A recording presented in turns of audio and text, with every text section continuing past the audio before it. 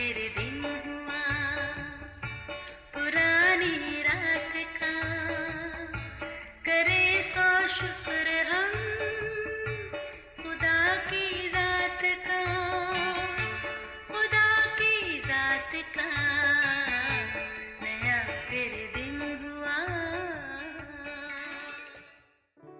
آج کی آیت، خداوند میرا چوپان ہے، مجھے کمی نہ ہوگی۔ زبور 23 پہلی آیت۔ عزیزو، ہمارا خداوند ایک منظم خدا ہے جس نے بڑے طریقے سلیقے سے ہر شے کو تخلیق کیا۔ کائنات کی تخلیق کے 5ویں دن تک ایک خوشگوار اور مناسب ماحول بن چکا تھا۔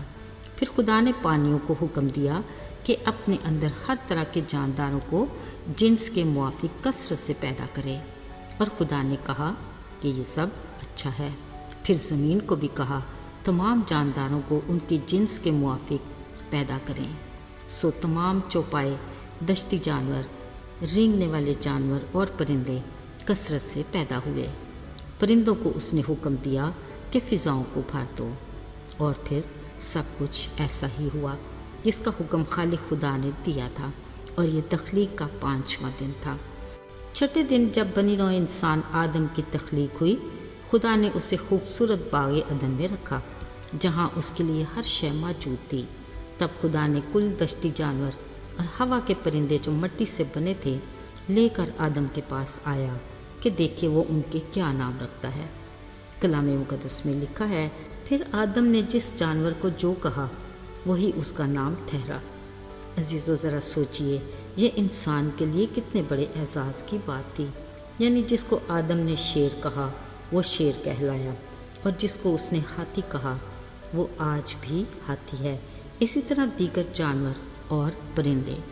بعد میں ان میں سے کچھ پالتو جانور بنے اور کچھ دشتی، جو آج تک اپنے اپنے ماحول میں مزے سے زندگی جی رہے ہیں، جو یقیناً مطمئن بھی ہوگے اور خوش بھی۔ عزیزو، انہی جانوروں میں سے جو پالتو جانور کہلائے وہ انسان کی خوراک کے کام آئے، اور کچھ جانور بار برداری کے۔ ان میں سے بھیڑ بکریوں کا پالنا ایک مقبول پیشہ بنا جو آج تک قائم و دائم ہے۔ کلام مقدس میں پرانے عہد نامے میں بہت سے لوگوں کا پیشہ بھیڑ بکریاں چرانا تھا، جن میں آدم کا بیٹا حابل، یعقوب، یوسف کے کچھ بھائی، موسیٰ اور داؤد وغیرہ۔ عزیزو، بات ہو رہی ہے چرواہوں کی۔ چلیے آج دیکھتے ہیں کہ داؤد کس طرح کا چرواہا تھا۔ داؤد کے باپ کا نام یسی تھا، جو اپنے گھرانے کے ساتھ بیت لحم میں رہتا تھا۔ وہ بھائیوں میں سب سے چھوٹا تھا، جو اپنے باپ کی بھیڑ بکریاں چراتا تھا۔ چرواہا ایک بڑی ذمہ داری کا کام ہے۔ یقیناً داؤد ایک ذمہ دار اور محنتی چرواہا تھا، جو صبح سویرے اٹھتا اور اپنی بکریوں کو کھلی فضاؤں میں سرسبز چراگاہوں میں لے کر جاتا۔ اپنی بھیڑوں کے لیے ٹھنڈے پانی کے چشمے بھی اس کی نگاہ میں ضرور رہتے ہوں گے۔ وہ ہر وقت الرٹ رہتا، کیونکہ کھلی اور ویران جگہوں میں بھیڑوں کے لیے خونخوار جانوروں کے بھی بڑے خطرے رہتے، جس کا ذکر بھی اس نے کیا کہ جب کوئی شیر یا ریچھ آ کر جھنڈ میں سے کوئی برا اٹھا کر لے جاتا تو وہ اس کے پیچھے جا کر اسے مارتا اور اس کے منہ سے چھڑا کر لے آتا۔ چرواہے داؤد نے کہا، جب کوئی جانور مجھ پر جھپٹتا تو وہ اس کی داڑھی پکڑ کر اسے مارتا اور ہلاک کر دیتا۔ اس کا دعویٰ تھا کہ اس نے شیر اور ریچھ دونوں کو مارا۔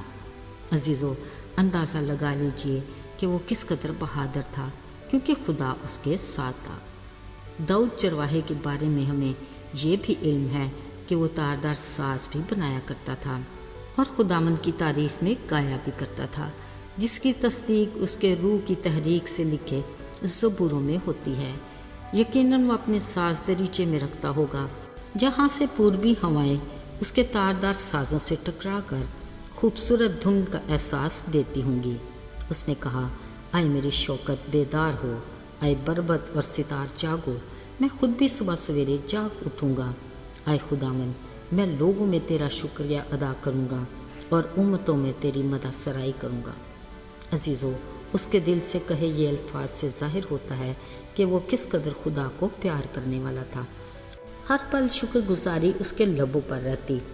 اور دوسروں کے سامنے اپنے خدا کی حمد و ثنا کرنا اسے ہمیشہ پسند آتا۔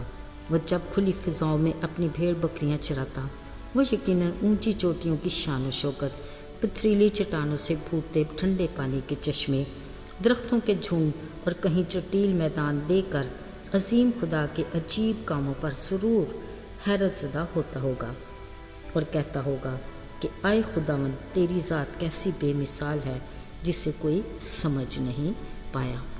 عزیزو، یاد رہے انسان پر اس طرح کی کیفیت اس وقت طاری ہوتی ہے جب وہ دل کی گہرائیوں سے خالق خدا کی عظمت اور اس کی قدرت کے بارے میں سوچنے لگے، تبھی اس کی روح فرط جذبات سے پکار اٹھتی ہے۔ اے میرے رب، جب حیرت میں میں دیکھتا اور سوچتا ہوں تیری قدرت کا کمال، آسمان کے تارے، بادلوں کی گرج میں دیکھتا عالم میں تیرا جلال، تب گاتی میری روح تیری ثنا۔ تو ہے عظیم، کتنا عظیم۔ جب جنگل وادی میں پھرتا رہتا اور سنتا چڑیوں کا سہانا راگ، اور ندیوں اور پربت کی ہواؤں میں دیکھتا ہوں ایک آسمانی آگ، تب گاتی میری روح تیری ثنا۔ تو ہے عظیم، کتنا عظیم۔ عزیزو، بلا شبہ بطور چرواہا داؤد نے اپنے خدا کو اتنا قریب سے محسوس کیا کہ وہ اس کا اس قدر دل پسند بن گیا کہ اس نے داؤد کے بارے میں کہا، مجھے میرے دل کے موافق مل گیا۔ یہی وجہ تھی کہ اس نے وقت سے بہت پہلے اپنی قوم اسرائیل کا بادشاہ ہونے کے لیے بھی اسے چن لیا۔ بے شک یہ داؤد کے لیے بحر و بار کے مالک اور خالق کا بڑا اعزاز تھا۔ آئیے دعا کریں۔ پیارے آسمانی باپ، آج کے دن کے لیے ہم تیرے شکر گزار ہیں کہ تو نے ہماری سانسوں کو بحال رکھا، جس مقصد کے لیے تو نے ہمیں زندگی دی۔ رہنمائی کر کہ ہم تیری مرضی کو پورا کریں تاکہ برکت پائیں۔ یسوع کے مبارک نام میں آمین۔